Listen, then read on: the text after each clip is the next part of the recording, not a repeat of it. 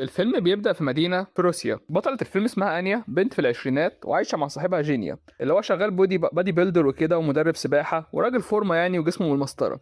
وهي شغالة في مخبز كده، وعشان كده دايما شغالة مع الأكل وبتاكل كتير يعني. ولما الكابل ده اتقابلوا لأول مرة كانت هي مقاس زيرو، يعني كان جسمها منحوت وبتاع، بس على مدار الشهور بدأت تتخن قوي. في يوم اتعزم على فرح واحد صاحبهم، وأنيا حاولت تقيس هدوم من كام شهر كده وفهمت إنها ما بقتش على مقاسها لأن الهانم تخنت خلاص. فقالت بقى أنا هصبر نفسي ويوم الفرح ده هكون وزني ظبط، وكده كده حتى لو لبست بالطريقة دي محدش هياخد باله. بس التغيير في جسمها كان ملحوظ جدا، خصوصا إن كان جسمها مثالي قبل كده، وكان حبيبها جينيا عارف ده كمان، بس هو مش عايز يعلق هي زادت قد ايه في الوزن تحديدا، عشان عارف ان ده موضوع حساس بالنسبه لها ومحرج. وبعد ما قاست كذا حاجه وقطعت شويه هدوم وهي بتقيس كده، انيا لقت فستان مناسب وجهزت نفسها. ولما جينيا شافها في الفستان ملامح وشه اتصدمت، قال ايه دي مش نفس البنت اللي انا كنت مرتبط بيها. انا مش عايز حد يشوفني جنب التهمه دي مقطوره، وكل اصحابي في مجال اجسام وفورمه وبتاع ازاي يشوفوني كده ويكونوا موجودين. وبدا يديها تلميحات كده من تحت لتحت على امل انها تقعد في البيت. قالت له لا انا عايزه اقعد في البيت، بس هنطلب بيتزا وتيجي تقعد معايا، مش هقعد لوحدي. قال لها خلاص هروح ابارك العرسان بس وارجع عشان الناس دي صحابي. وقبل ما يمشي شالها وحطها على الرخامه كده، بس اتفادى ان هو يبوسها خالص لانها بقت مش مائزه يعني. وهي بدات تداري انها اتجرحت. وبعد ما مشي بدات تغير الهدوم للبس مريح تاني، ووزنت نفسها لقت نفسها 76 كيلو، ورغم انها كانت دايما بتشتكي من زياده وزنها وكده بس مش للدرجه دي. فقالت انا خلاص هاخد قرار بقى، خس ورياضه ودايت. فقالت انا اشرب كوبايه ميه بعد ما اقول كل يوم التمارين والحاجات بتاعتنا. وعملت شويه اكل فرايد كده او مقلي، وبدات تقلب على الانترنت وهي مستنيه صاحبها. وهي على الموبايل لقت صور لجينيا واصحابه في الفرح، وبدات تعمل زوم كده على صوره جماعيه، ولقت البنات اللي جينيا خارج معاهم في نفس الفرح كلهم رفيعين وجسمهم حلو، فما بقتش قادره تمنع نفسها انها ما تقارنش نفسها بينهم. وبعدها شافت صوره لجينيا مع واحده، ولما دخلت على البروفايل بتاعها لقت صوره كده للبنت دي وهي بتبوسه على خده. فالفيديو ده كان كفايه انها تلبس كده وتحط مكياج وتطلع تجري على الفرح. وبدات تتصل بصاحبتها الانتيم ناتاشا عشان تيجي تاخدها. فناتاشا كمان لاحظت، قالت لها بصي وحبيبك بيخونك تمام وكل حاجه، بس انت مش لاحظه برضه ان انت زدتي في الوزن؟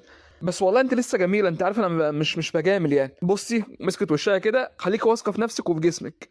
وبعدين انيا وصلت المكان وشافت جينيا بيرقص مع البنت اللي هو حبيبها يعني، وكانوا قريبين من بعض شويه. فبدات تغير ودخلت وسطهم. حبيبها كان متفاجئ جدا بس بدا يكمل رقص، في حين ان البنت التانية كده بدات تنفخ ومشيت. بعد شويه قعدت هي وجينيا حبيبها بطلة الفيلم بدا ياكلوا. فقلت له انت ليه كنت بترقص مع البنت دي؟ عشان هي اجمل مني صح؟ قال لها بص غير الموضوع، احنا كنا بنرقص في مجموعه كده، مش اجمل ايه وزفت ايه. بدات تضغط عليه. قال لها بصراحه انا ما بقتش عارف احبك ولا اطيقك بالحجم ده، انا خارج مع فيل ولا ايه؟ انت ما بتعمليش اي حاجه غير انك قاعده تاكلي طول اليوم، وبقيتي حاجه زي الجمل كده.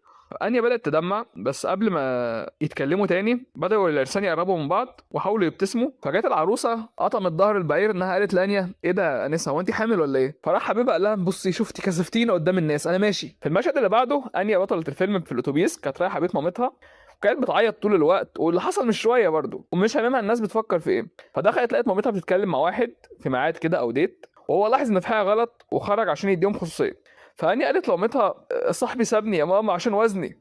فمامتها علقت وقالت ما انت مش تخينه يا بنتي، انت بس عظمك عريض وما تحكميش يعني، دي حاجه مش بايد ربنا. فالملاحظه دي خلتها تحس بوضع اسوأ بكتير، لانها حاسه انها عندها ابتلاء مش حاجه تقدر تتحكم فيها.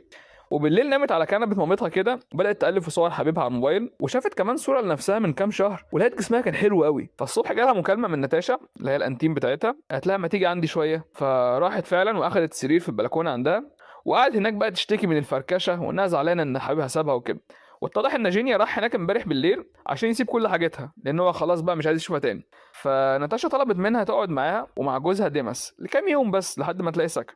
وحاولت تواسيها كده، بس هي كانت منهارة خالص، عايزة تعيط وتشتكي من صاحبها وخلاص ونفسها ترجع له. حتى جوز ناتاشا ديماس ده حاول يحسسها انها احسن، وقال لها انت اكتر بنت جميلة في المدينة كلها، بس ده طبعا ما عملش حاجة.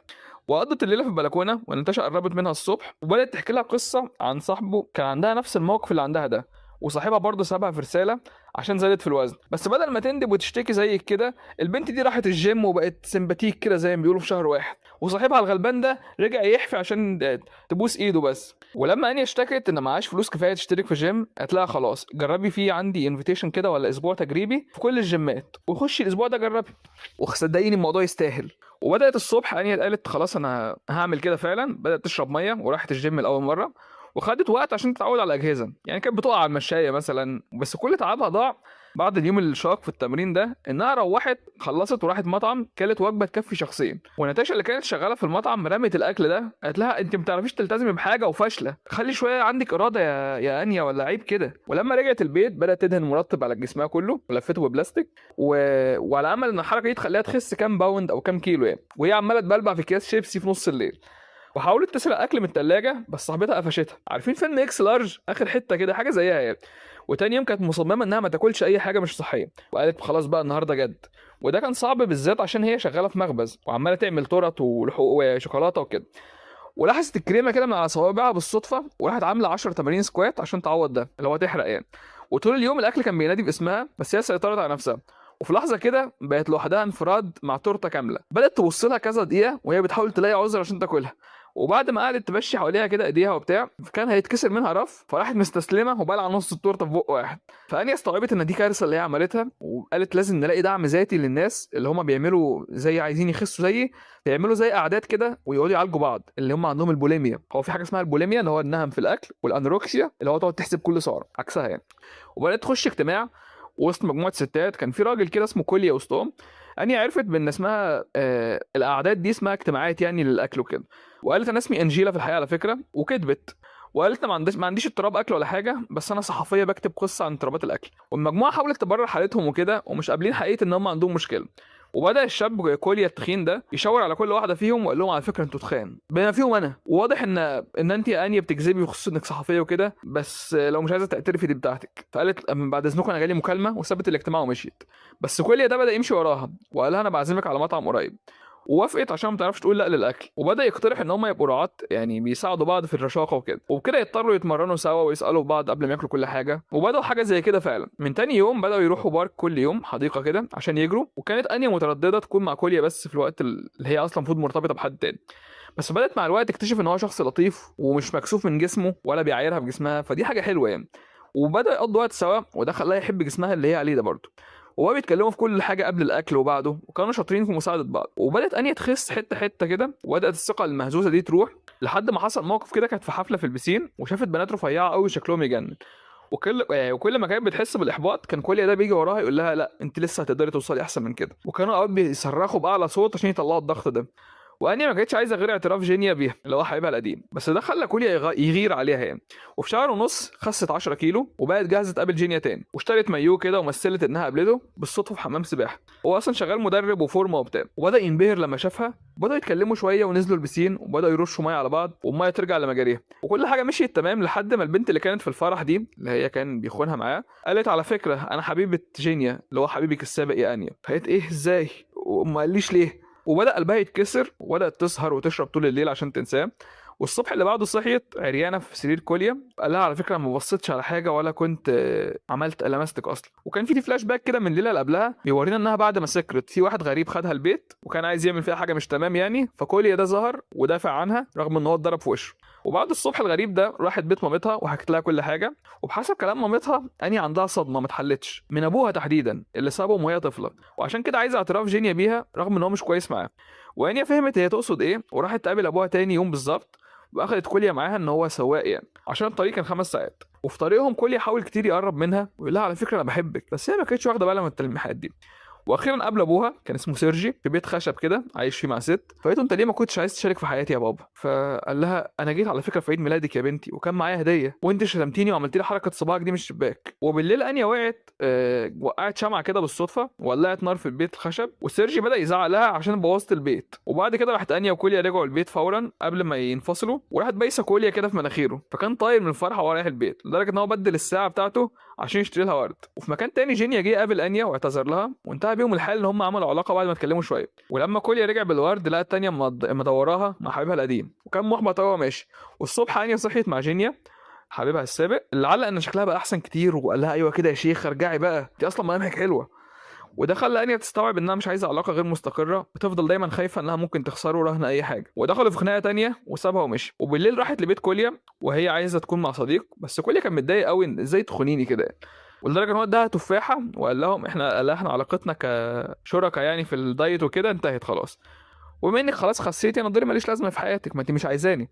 والصبح اللي بعده راحت بيت ناتاشا بس ما حدش فتح، اللي هي صاحبتها الانتيم، فبدات تخش من شباك الجيران كده وماسوره، واتضح ان ناتاشا وجوزها دخلوا في خناقه كبيره، وبعدها هو مشي، وبداوا البنتين يتكلموا مع بعض وحسوا انهم احسن بكتير. وتاني يوم سيرجي جه يقابل انيا واعتذر لها انه كان اب وحش وبتاع، ورقص معاها وبتاع وحاجات زي كده زي ما كان بيعمل وهي طفله. وبعد ما الاثنين اتصالحوا انيا راحت للماراثون كده لياقه بدنيه او سباق جري عشان تقابل كوليا بالذات، ولقيته بيشرب مشروب ساقع كده، قالت له ايه ده غلط ده، انا شريكتك في الدايت تناسي ولا ايه، وكمان انت ما خسيتش كفايه، يلا قوم كده بلاش كسل. وبداوا يجروا فعلا في السباق وشاركوا بكل قوتهم، وفي النهايه كوليا جمع شجاعته وبسها اول مره في حياته، وقالت بصراحه أنا اكتشفت ان الهوس بالمظهر مش هيخليني سعيده، السعاده الحقيقيه في ان الناس بتبقى متقبلاك كنفسك.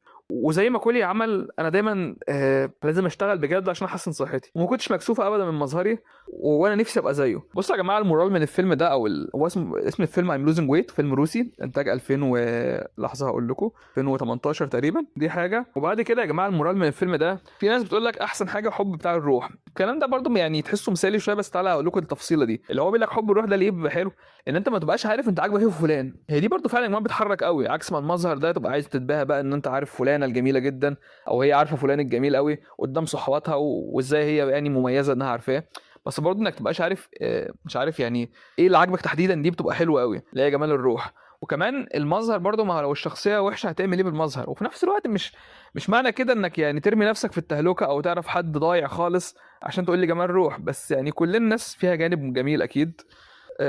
اشوفكم في حلقه جديده، وصلوا في فيديو 20 لايك يا جماعه. الفيديوهات بعد كده كلها هتبقى طويله 12 دقيقه او 15، عشان انا كان في مشكله بس في السكريبت واتحلت خلاص.